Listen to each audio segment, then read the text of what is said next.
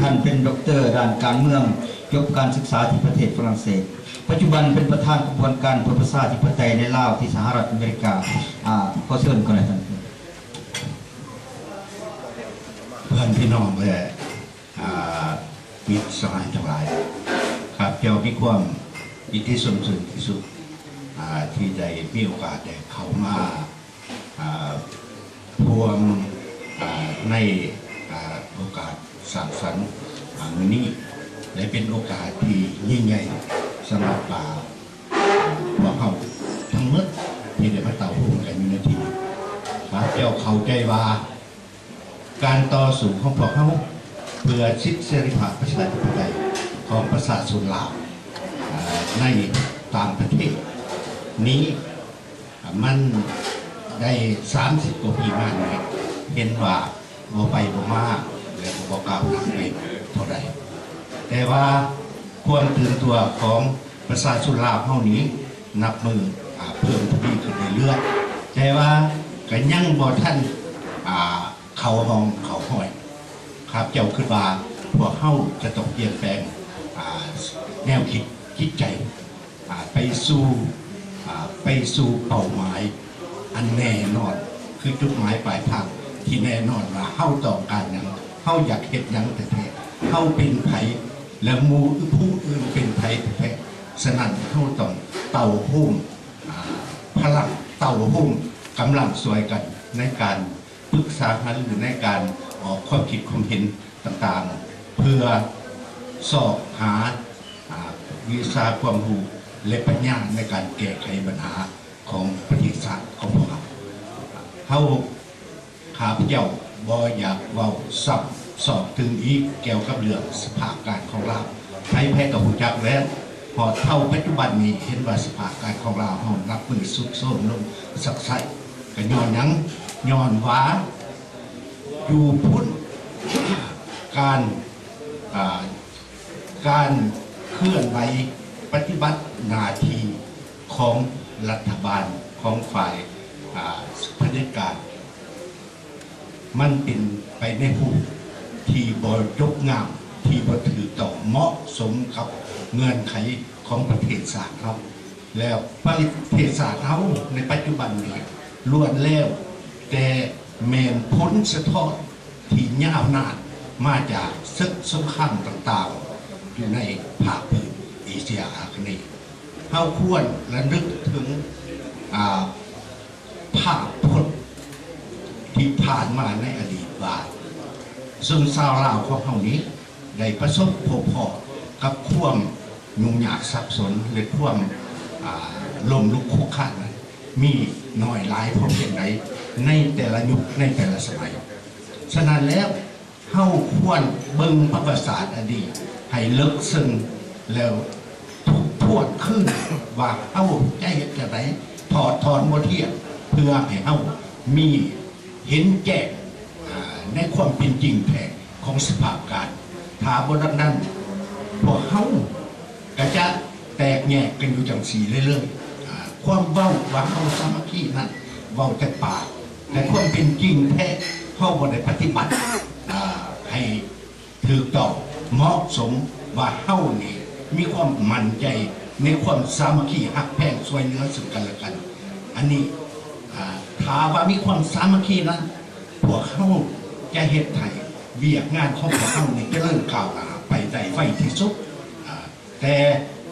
บ่เป็นสมุนชาวลาวเฮาอยู่นอกประเทศส่วนหลวงหลายก็บ่แม่นว่าพวกเฮาตีกันข้าพเจ้าบ่มีจิตใจว่าอยากตีเตียนผู้ใดผู้หนึ่งมีแต่เพียงอยากว่าความผิดพลาดหรือความขาดตกบกพร่องของเฮานี่มีหลายสิ่งหลายอย่างถึงพวกเฮาจะต้องแก้ไขดัดแปลงให้เป็นไปให้เหมาะสมสอดคล้องกับสภาพการตัวจริงของลาวเฮาและของการหมุนเวียนเปลี่ยนแปลงไปของลูกทุกระยะของยุคของสมัยจะต้องมีการเปลี่ยนแปลงจะต้องมีการหมุนใส่วิธีการอันเหมาะสมเพื่อให้ได้มาซึ่งความมุ่งมั่นปรารถนาของพวกเขา ฉะนั้นแล้วข้าเจ้าคือว่าพวกเข้าควรระลึกถึงประวัติศาสตร์อันยาวนานหลายพันปีของศาสตร์ลาวเสือศาสตร์ลาวเอามาตั้งแต่พุ่นแล้วลงมาตั้งแต่อยู่นานจับจนมาอยู่แหลมทองสุวรรณภูมิมาประเทศแล้วก็แจกจ่ายกันอยู่กระจัดกระจายอยู่ในภาคพื้นนั้นแล้วก็สุดดินแดนตอนดินแดนของพวกชาวลาวเฮาเนี่ยเป็นกวงใหญ่ไพศาลมาหอดนี้ย้อนว่าได้ผ่านศึกสงครามความแตกแยกต่างๆหลายยุคหลายสมัยแต่ว่าบางสมัยชาวลาวเฮาก็ต้องได้พยายามเต้าโฮมความสามัคคีกันอยู่เรื่อยๆถึงถาว่าถูกแทรกแซงปั่นป่วนจากศึกสงครามจากการแทรกแซงของประเทศเพื่อนบ้านและประเทศใหญ่ต่างๆที่ว่าอยากปั๊มลาวเฮาหันอยากเฮ็ดให้ลาวเฮาหันสุดโซ่ฉะนั้นแล้วเขาจะพยายามแทรกซึงฉะนั้นเพื่อปั่นกันให้แน่นเพื่อบอกให้มีการแทรกซึงแทรกแซงนั้นเขาต้องเบิ่งปัญหาให้ชัดแจ้งด้วยสายตาวิทยาศาสตร์และสัจวิภาคภาวะบ่มีสายตาวิทยาศาสตร์จังเลยสัจวิภาคแล้วแน่นอนว่าเขาจะเบิ่งปัญหาอันนั้นผิดพลาดไปหลายสิ่งหลายอย่างอันนั้นสายตาอันนั้นวิทยาศาสตร์อันนั้นจะสอดส่องเห็นแถวส่องสอดปัญหาเห็นสภาพตัวจริงแท้เพื่อตัดสินปัญหาซี่ขาดปัญหาให้มันถือต้องเหมาะสมเพื่อให้ขบวนการต่อสู้ของเราก้าวมาไปยังบนยุทธจักรฉะนั้นแล้วข้าเจ้าคือว่าพวกเข้าในที่นี้มาพบพอกันนี้มันเป็นโอกาสอันจบงามที่สุดซึ่งว่าพอเข้าได้มาแลกเปลี่ยนความคิดความเห็นกันจังซี่กับหมายความว่าพวกเข้ามีเจตนาอยากรวมกันเฮ็ดอย่างไรเคลื่อนไหวต่อสู่เพื่อสร้างบ้านเมืองให้บ้านเมืองเข้าลุดพ้นออกจาก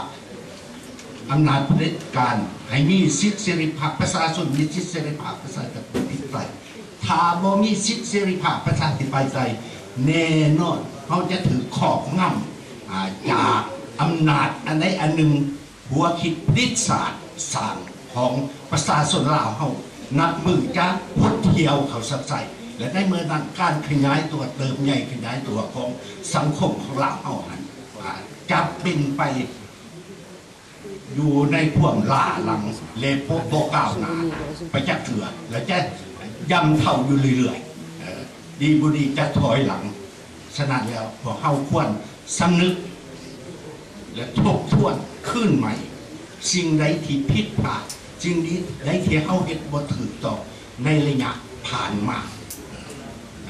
ครับก็คือว่าพวก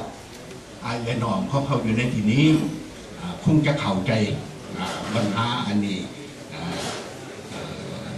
คักแน่ให้มันเป็นการสนทนาปรึกษาหารือกันไปในทางบวกไปเรื่อยๆสร้างความสามัคคีนี่ให้กว้างขวางแน่นหนามีความสามัคคีใหญ่เท่าไรก็ยิ่งมีพลังกำลังการเมืองแข็งแห้งเข้มแข็งเท่านั้น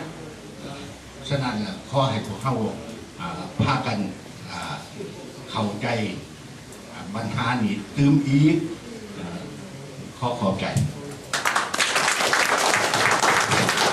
ขอบใจท่านดร